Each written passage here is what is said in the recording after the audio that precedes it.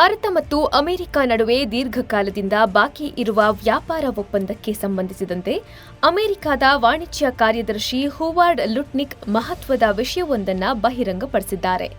ನೀತಿ ಭಿನ್ನಾಭಿಪ್ರಾಯಗಳಿಂದ ಇದು ವಿಫಲವಾಗಿಲ್ಲ. ಬದಲಾಗಿ ನರೇಂದ್ರ ಮೋದಿಯವರು ಡೊನಾಲ್ಡ್ ಟ್ರಂಪ್ ಅವರೊಂದಿಗೆ ನೇರವಾಗಿ ಮಾತನಾಡಲು ನಿರಾಕರಿಸಿದ್ದು ಇದಕ್ಕೆ ಪ್ರಮುಖ ಕಾರಣ ಎಂಬ ಸಂಗತಿಯನ್ನ ಹೊರಹಾಕಿದ್ದಾರೆ. ಇಡೀ ವ್ಯಾಪಾರ ಒಪ್ಪಂದ ಅಂತಿಮವಾಗಿತ್ತು.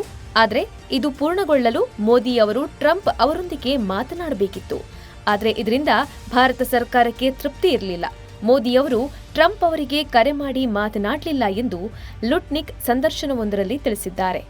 ಇದು ಟ್ರಂಪ್ ಮಾಡಿಕೊಂಡ ಒಪ್ಪಂದವಾಗಿದ್ದು ಅವರಿಗೆ ಒಪ್ಪಂದದ ಕುರಿತು ಚೆನ್ನಾಗಿ ಗೊತ್ತಿತ್ತು. ಮೋದಿಯವರು ಟ್ರಂಪ್ ಜೊತೆಗೆ ಮಾತನಾಡಬೇಕಿತ್ತು. ಆದರೆ ಅದು ಆಗಿಲ್ಲ. ಇದಿನ್ನು ಮುಗಿದ ಅಧ್ಯಾಯ. ನಾವು ಈ ಹಿಂದೆ ಒಪ್ಪಿಕೊಂಡ ಒಪ್ಪಂದದಿಂದ ಹಿಂದೆ ಸರಿದಿದ್ದೇವೆ. ಅದರ ಬಗ್ಗೆ ಇನ್ಮುಂದೆ ಯೋಚಿಸುವುದಿಲ್ಲ ಎಂದು ಅವರು ಹೇಳಿದ್ದಾರೆ.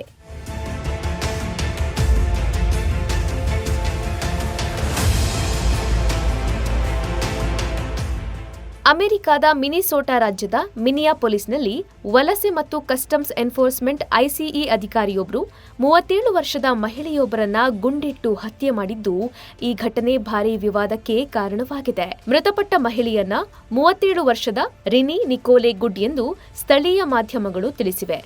ಈಕೆ ಚಲಾಯಿಸುತ್ತಿದ್ದ ಕಾರನ್ನ ವಲಸೆ ಅಧಿಕಾರಿಗಳು ಸುತ್ತುವರಿದಾಗ ಅಲ್ಲಿಂದ ತಪ್ಪಿಸಿಕೊಂಡು ಹೋಗಲು ಪ್ರಯತ್ನಿಸಿದಾಗ ಅಧಿಕಾರಿಯೊಬ್ಬರು ತನ್ನ ಪಿಸ್ತೂಲಿನಿಂದ ಅತಿ ಹತ್ತಿರದಿಂದ ಗುಂಡು ಹಾರಿಸಿದ್ದಾರೆ.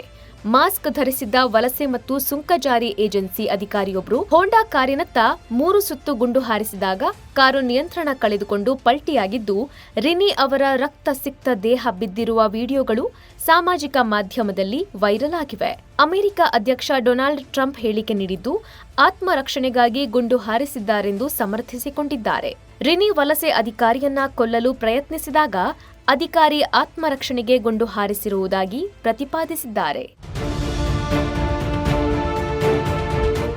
ಅಮೆರಿಕ ಸೇನೆ ವಶಪಡಿಸಿಕೊಂಡಿದ್ದ ರಷ್ಯಾ ಧ್ವಜ ಹೊಂದಿದ್ದ ವೆನೆಜುವೆಲಾದ ತೈಲ ಟ್ಯಾಂಕರ್ನಲ್ಲಿ 3 ಭಾರತೀಯರು ಇದ್ದರು ಎಂದು ರಷ್ಯಾ ಮಾಧ್ಯಮಗಳು ವರದಿ ಮಾಡಿದೆ. ಬುಧವಾರ ಅಮೆರಿಕದ ಮಿಲಿಟರಿ ವಶಪಡಿಸಿಕೊಂಡ ರಷ್ಯಾದ ಧ್ವಜ ಹೊತ್ತ ತೈಲ ಟ್ಯಾಂಕರ್ನಲ್ಲಿದ್ದ 28 ಸಿಬ್ಬಂದಿಯಲ್ಲಿ 3 ಭಾರತೀಯರು ಸೇರಿದ್ದಾರೆ ಎಂದು ರಷ್ಯಾ ಟುಡೇ ವರದಿ ಮಾಡಿದೆ.